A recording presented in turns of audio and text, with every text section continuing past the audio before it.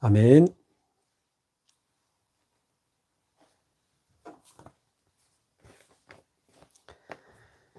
우리 하나님의 말씀 사도행전 6장을 보겠습니다.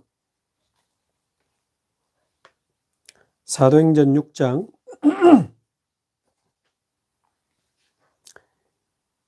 1절에서 7절까지인데요. 교회 안에 갈등이 왔을 때 보좌와의 축복을 누리는 중직자 7명을 세웠는데 교회 안의 모든 갈등이 끝이 나고 굉장한 하나님의 역사, 새롭게 시작이 됐습니다. 그런 내용을 이제 생각하시면서 6장 1절에서 7절까지 우리 함께 한 목소리로 봉독하겠습니다. 그때에 제자가 더 많아졌는데 헬라파 유대인들이 자기의 과부들이 매일의 구제에 빠짐으로 히브리파 사람을 원망하니 12사도가 모든 제자를 불러 이르되 우리가 하나님의 말씀을 제쳐놓고 접대를 일삼는 것이 마땅하지 아니하니 형제들아 너희 가운데서 성령과 지혜가 충만하여 칭찬받는 사람 7을 택하라. 우리가 이 일을 그들에게 맡기고 우리는 오로지 기도하는 일과 말씀 사역에 힘쓰리라 하니 온 무리가 이 말을 기뻐하여 믿음과 성령이 충만한 사람 스데반과 또 빌립과 브로고로와 니가노로와 디몬과 바메나와 유대교에 입교했던 안디옥 사람 니골라를 택하여 사도들 앞에 세우니 사도들이 기도하고 그들에게 안수하니라. 하나님의 말씀이 점점 왕성하여 예루살렘에 있는 제자의 수가 더 심히 많아지고 허다한 제사장의 무리도 이 도에 복종하니라. 아멘.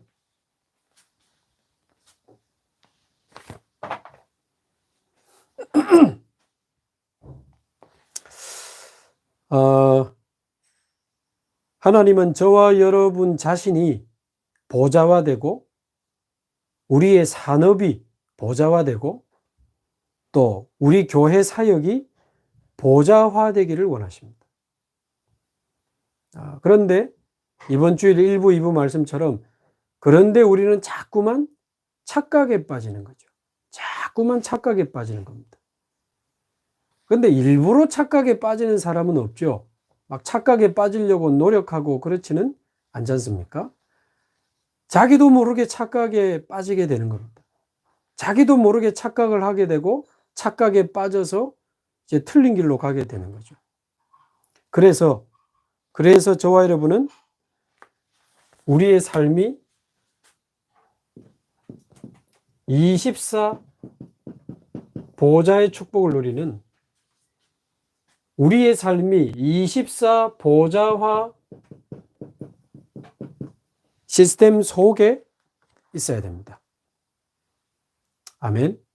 저와 여러분의 삶이 24 보좌화 시스템 속에 있어야 착각에 빠지지 않습니다. 빠졌다가도 금방 돌아옵니다. 그런데 24 보좌화 시스템 속에 있지 않으면 자기도 모르게 자꾸만 착각을 하는 거예요. 아까도 말씀드렸지만 하나님은 저와 여러분 자신이 보좌화되고 우리의 산업이 보좌화되고 우리가 교회에서 맡은 또 우리 권역에서 맡은 모든 교회 사역이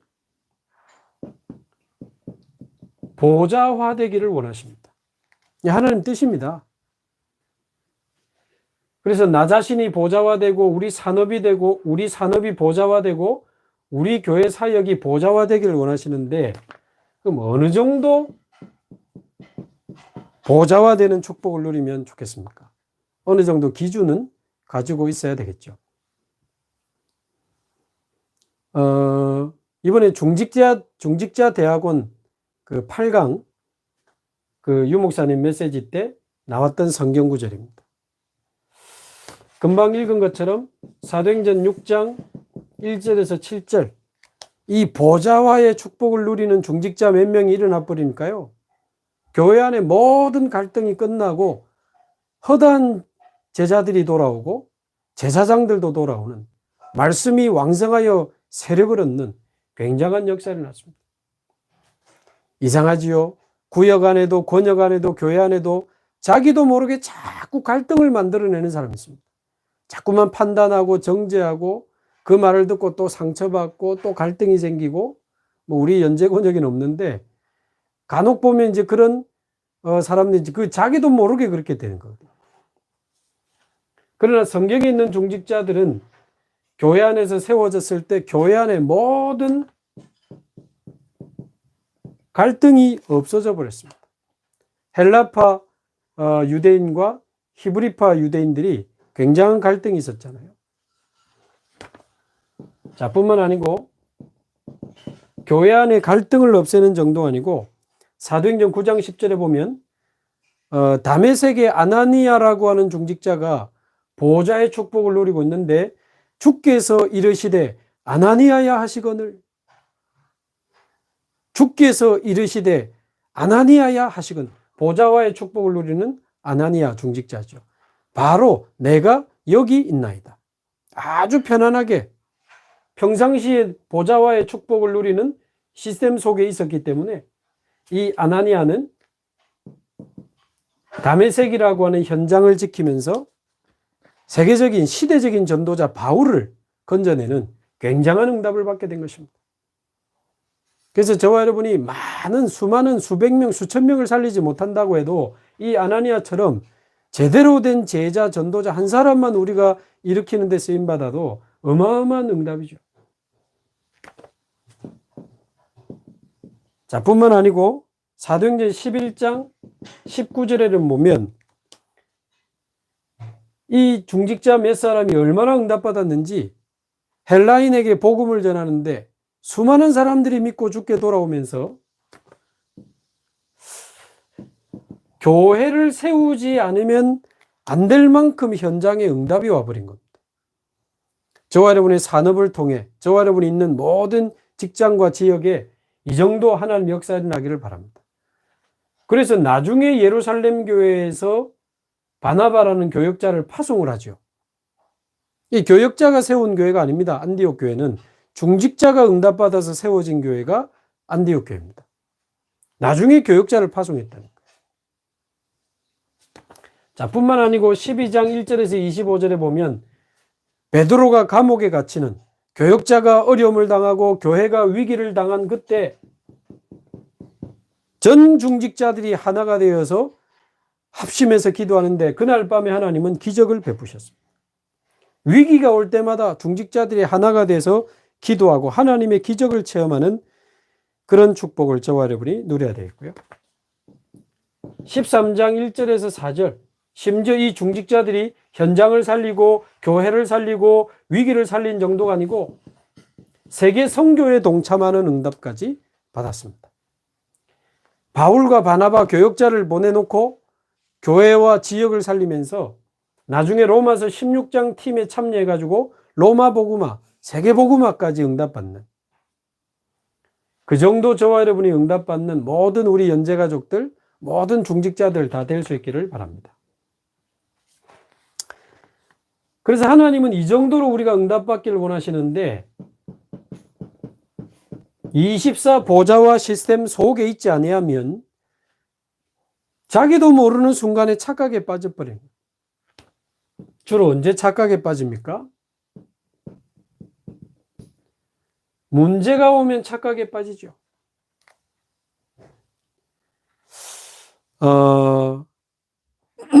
하는 일이 잘 안 되고 또 힘들고 어려우면 자기도 모르게 착각에 빠집니다.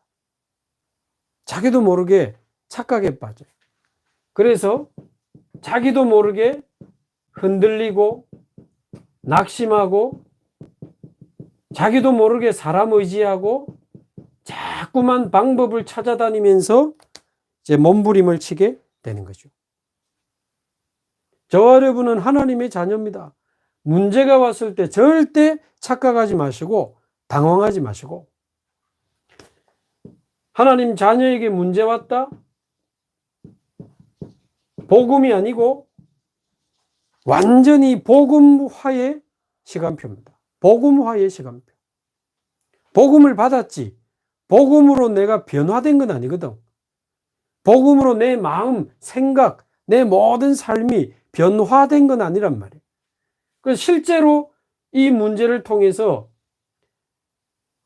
왜 이런 문제가 올 수밖에 없었는지에 대한 그 당연한 이유를 발견해내고 필연적인 답을 찾아내고 하나님의 절대적인 계획을 발견하면서 완전히 복음으로 내 인생이 새로워지는 복음화의 시간표입니다.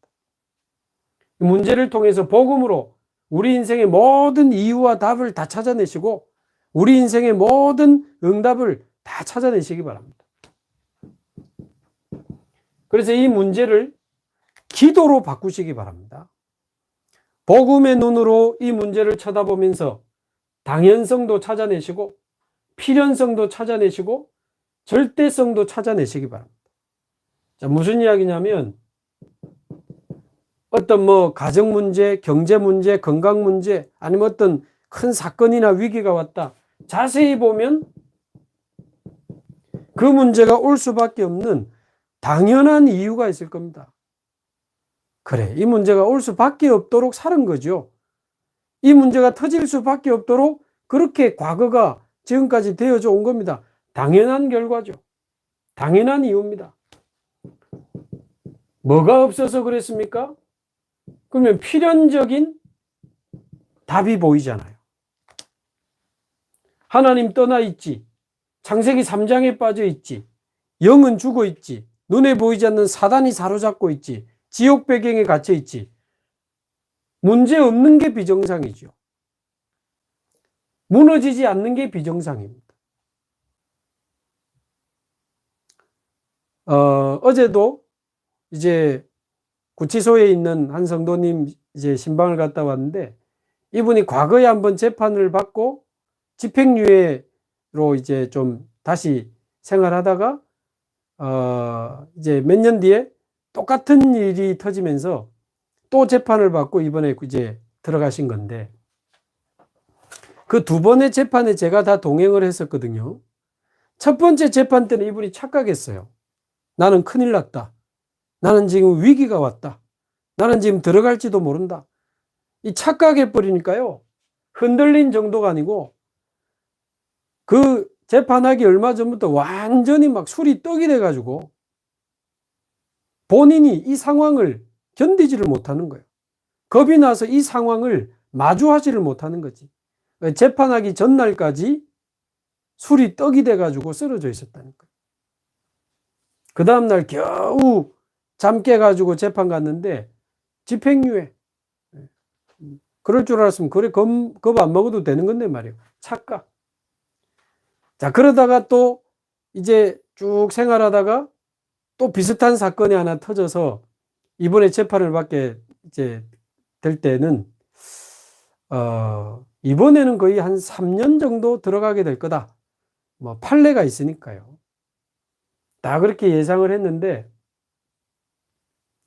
이분이 그게 계기가 되어서 이제 저하고 매일 2달 동안은 아침마다 밤마다 3개월부터는 혼자 밤에 하고 매일 아침은 저하고 같이 8개월을 저하고 이 보좌화 집중을 했거든요. 8개월을 보좌화 집중을 했어요.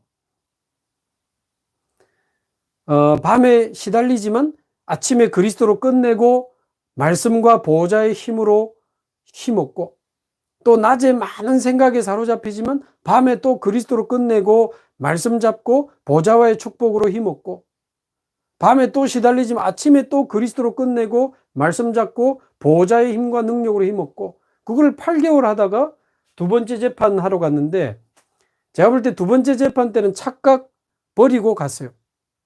들어갈 수 있다 예상하고 가족들한테 다 이야기해 놓고 들어가셨어요. 근데 이제 절반형이 나와서 1년 6개월 형을 받고 거기서 바로 들어가셨는데 역시 들어간 이후에 조금도 흔들리지 않아요. 계속 복음 집중하면서 제가 지금 1년째 매일 말씀 보내주거든요. 하루에 한 장씩밖에 인터넷으로 편지를 못 써요. 1부, 2부, 산업, 전도학 핵심을 매일 지금까지 1년째 보내주고 있는데요. 기도 수첩도 보내주고 목사님 말씀이 꿀보다 답니다. 계속 말씀의 흐름. 이번 주 면회 갔더니 이 이야기 하더라고. 자기가 또 조금 생각이 그랬는데 정확하게 이번 주 일부 말씀 때 하나님이 착각하지 마라 말씀 주셔서 다시 언약을 잡았다. 옛날에 자기가 복음 듣고 훈련받고 전도하러 다녔던 게 진짜 복음 아니었다. 너무 복음 아니었다는 게 이제 보인다는 거예요. 거기서 매일 기도하고 많은 사람에게 복음 전해서 구원받을 수 있도록 도와주고 다락방도 하고요.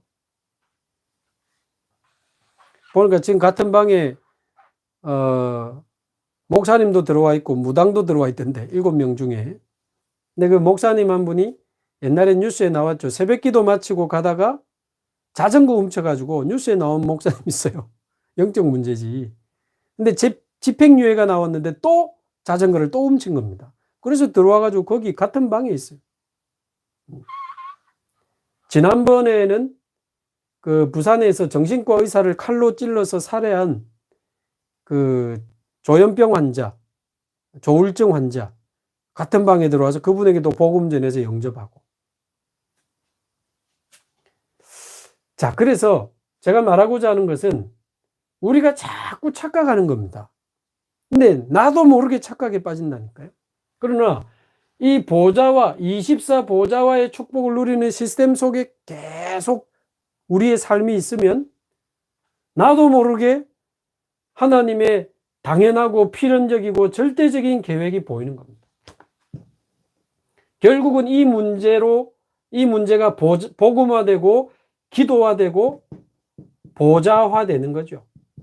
이 문제를 통해서 완전히 성삼위 하나님을 체험하고 성령 충만과 오력을 체험하고 보좌, 시공간, 초월, 237의 빛을 체험하는 겁니다.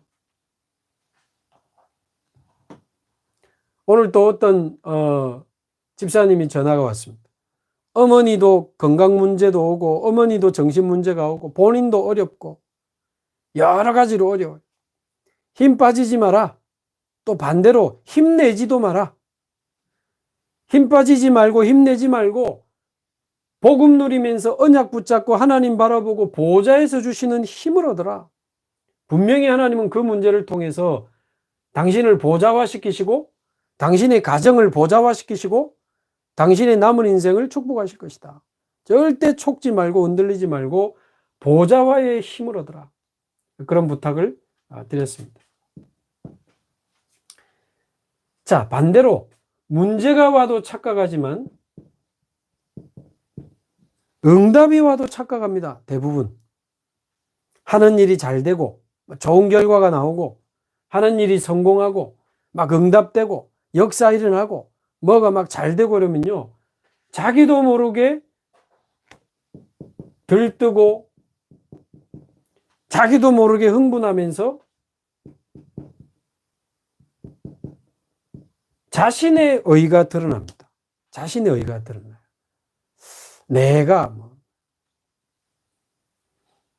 그래서 이 응답은 이제 응답을 주신 그 하나님의 계획을 찾아가야 되는 굉장히 중요한 시간이거든요. 굉장히 중요한 시간입니다. 그래서 응답은 착각해야 될 시간이 아니고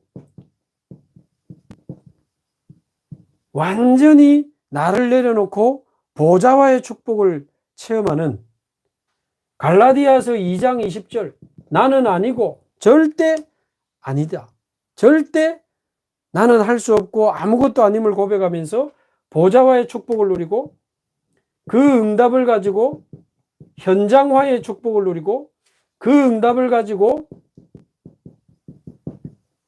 제자화의 축복도 누려야 되고 세계화까지 가야 되는 어마어마한 응답의 미래가 남아 있습니다. 근데 자꾸만 우리가 응답받아도 역사 일어나도 자꾸만 착각하고 문제가 와도 자꾸만 착각을 하게 되는 거죠. 그래서 빌립보서 3장 1절에서 21절을 묵상해 보면 사람들이 좋아하는 응답, 사람들이 좋아하는 성공 전부 배설물로 여긴다 그랬습니다. 배설물. 이유는 내 주 예수 그리스도를 아는 지식이 가장 고상함을 인함이라. 그리스도 앞에 응답이 있습니까? 그리스도 앞에 무슨 성공이 있습니까? 오직 예수 그리스도가 우리 인생의 최고의 응답이요 최고의 축복이요 최고의 성공인 줄로 믿습니다. 이제 내가 그리스도 안에서 발견되기를 원하고, 굉장히 중요한 말입니다. 하나님이 쓰시기에 합당한 사람으로 내가 발견되기를 원합니다. 주께서 이르시되 아나니아야, 아나니아가 주님께 발견된 거거든요. 저와 여러분이 하나님이 쓰시기에 합당한 사람으로 발견되기 원하고, 내가 이루었다 함도 아니요 다 가졌다 함도 아니요 그리스도 예수께 붙잡힌 바 된 그것을 잡으려고 달려가노라. 어마어마한 응답의 미래가 남아 있습니다. 자, 그래서 저와 여러분이 모든 착각에서 벗어나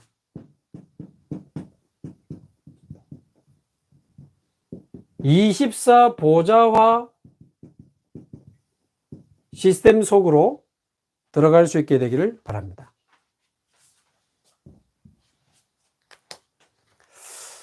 자, 그러려면 어떻게 해야 됩니까? 첫 번째,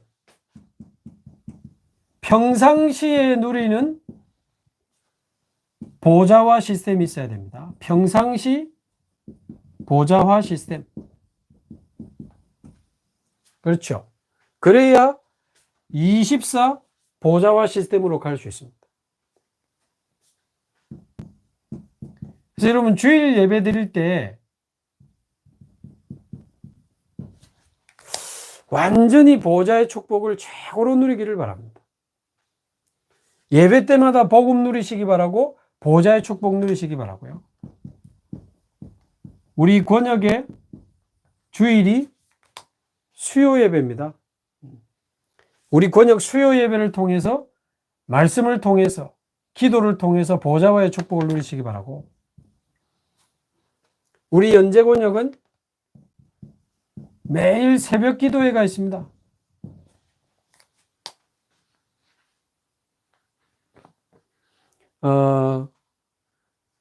잘 활용하시면 새벽마다 보좌의 축복을 누리는 굉장한 힘을 얻는 시간이 될 수 있습니다. 그리고 이제 밤에 한 번만 밤기도, 밤 정시기도 해버리면요, 주일 예배 성공하고 매일 말씀 붙잡고 새벽에 밤에 힘었다가 또 우리 연제권역 수요 예배 때 또 말씀을 좀 더 우리에게 적용하고, 자, 혹시 안 하시는 분들은 이 3번 2022년 꼭 1년만 한번 제대로 도전해 보시기 바랍니다. 토요일 오전에 주시는 그 세계복음화 강단 메시지가 있습니다. 세계복음화 강단 메시지. 토요일 아침 9시부터 시작하는 산업선교, 전도학, 핵심까지. 자, 토요일 오전에 이 메시지 3개를 집중하면서 한번 계속 들어보세요. 분명히 한 주간에 우리 인생을 바꿀 만한 언약이 하나 이상씩은 나옵니다. 하나 이상씩은 나옵니다. 그러면 토요일 날 그 언약 붙잡고 또 주일 날 한번 예배를 드려보십시오. 그 말씀 가지고 매일 새벽 기도하면서 그 말씀을 좀 더 정확하게 확인하고 묵상하고 내게 적용시키는. 그래서 여러분이 토요일 날 이 메시지를 듣고 주일 날 예배 메시지를 듣고 새벽 기도 때 또 제가 풀어주고 적용해주는 말씀을 계속 한번 들어보십시오. 그리고 밤에 기도할 때는 유 목사님이 직접 하신 주일 1부, 2부 산업 전도학 핵심을 밤에 꼭 주무시기 전에 하나씩 들으십시오. 저는 주일 밤에 1부 다시 듣고, 월요일 밤에 2부, 화요일 밤에 그 다음에 산업선교, 그 다음에 전도학 핵심을 차례차례 쭉 듣습니다. 그리고는 그 다음날 그 말씀 가지고 새벽 기도하는데, 뭐 여러분은 주일 밤부터 1부 들어도 되고 월요일부터 들으셔도 되고, 여러분 나름대로 딱 시스템을 만드시면 됩니다. 그래서 평상시 보좌화 시스템, 여러분 이거 정말 행복하게 한번 누리시면 좋겠고, 유 목사님 메시지 안 듣고 저의 새벽 기도만 들으면 뭔가가 또 모자랄 겁니다. 저는 이미 들었다고 생각하고 그거를 가장 중요한 핵심과 포인트만 전달하고 여러분 적용할 수 있도록 설명하기 때문에 여러분이 토요일 날, 주일 날 듣고 새벽 기도 또 참여하시고, 또 밤에 그 메시지, 주간 메시지를 하나씩 또 듣고, 이렇게 한번 해보시면 24 보좌와 시스템 속으로 가는 것이 굉장히 은혜되고 힘이 나고 굉장히 행복할 겁니다. 자, 이렇게 좀 하시다가, 이렇게 지금 하시는 분들이 있으니까요. 특별한 보좌와 집중의 시간을 좀 가져야 되겠습니다. 유 목사님 이야기하신 대로 12월 31일이 금요일입니다. 1월 1일이 토요일이고요. 1월 2일이 주일입니다. 그래서 요 한 3일 정도 이 송구영신 기간에 한 3일 정도는 여러분이 지금부터 특별한 보좌와 집중의 시간이다. 이렇게 꼭 마음 먹으시고 31일, 1월 1일, 1월 2일 때는 약속 잡지 마시고 다 다른 날로 바꾸시고 지금 그게 문제가 아닙니다. 완전히 집중하시면서 한 3일 정도 기도원 왔다 생각하시고 합숙훈련 왔다 생각하시고 교회 이제 코로나 상황에 따라서 좀 달라질 수 있겠습니다만은 교회 오시는 분들은 교회에서 또 온라인으로 집에서 하셔야 되는 분들은 집에서 마치 그냥 가족 수련회처럼 말씀을 듣지요. 그러나 반드시 들은 말씀을 다시 한번 확인해 보시고 성경도 미리 또 들은 말씀을 성경도 찾아보시고 그러면서 그 말씀 속에 하나님이 나에게 원하시는 게 뭔지 묵상도 하시고 적용, 나에게 적용하시고 우리 가정에 적용해 보시고 우리 산업에 적용해 보시고 2022년에 적용해 보시고 우리 남은 인생에 적용해 보시면서 2022년 1년의 언약을 이제 붙잡는 날입니다. 1년짜리 언약을 붙잡는 날이에요.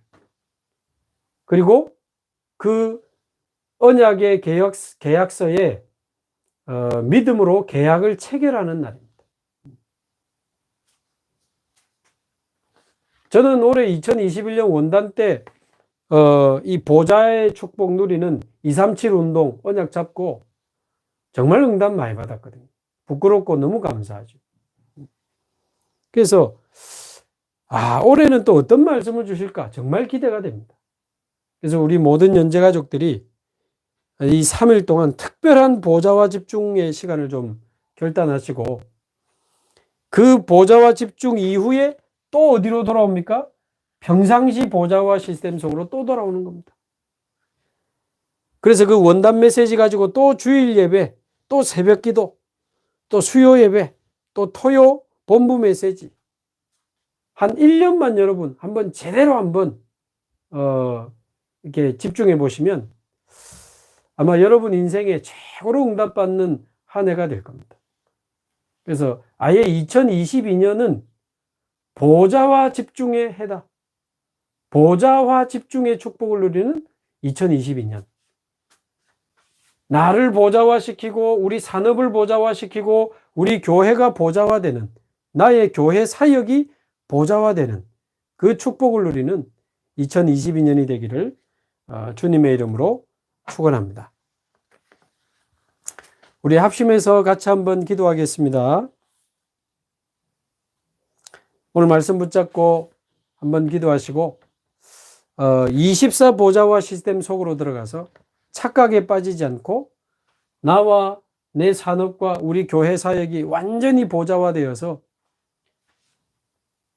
교회 살리고 현장 살리고 세계 살릴 만큼 우리의 남은 인생을 축복하시고 사용하여 주옵소서. 우리 합심해서 같이 한번 기도하겠습니다.